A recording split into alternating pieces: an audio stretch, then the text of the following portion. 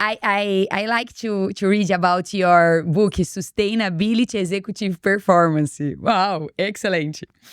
And you draw strong parallels between executives and elite athletes.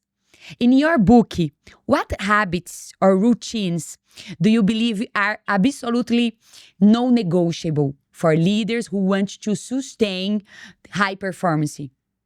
Yeah. Um, I think there's that physical part that often executives and leaders, at least traditionally, they didn't pay enough attention to.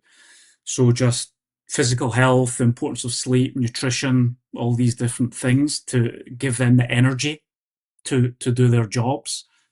Um, and I think beyond that, it's more generally the importance of recovery. So we kind of touched on that a little bit before, the importance of recovering in order to then go back into the field and execute to the best of their ability. But I think another great thing, at least with the real top athletes, they have that real kind of focus on not only habits and consistency, but kind of reinvention. They're always paying attention and recognizing that what fits them right now isn't going to guarantee success into the future. And I guess you can look at different fields for that in terms of, sustainable success.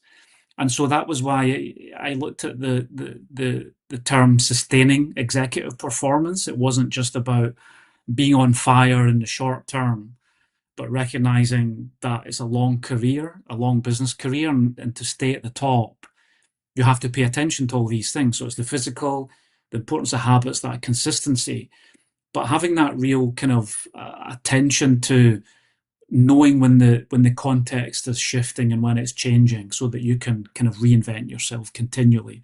And I think that's a great lesson for us all, regardless if we are a CEO, but just thinking about how do we thrive in the workplace, right? And recognizing the journey of well-being again, and we have to pay attention to that.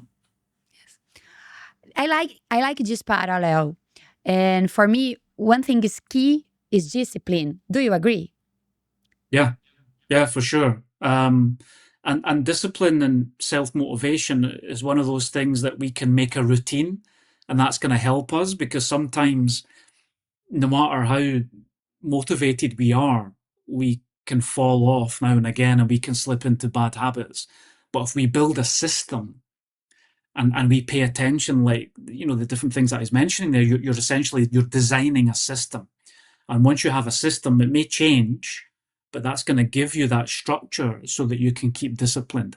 And I think the other element, Andresa, to discipline, which I think is another habit that you just reminded me of, that combines both of these types of people, is that it's a team effort, Yeah. right? You don't do it alone. And if you look Super at helpful.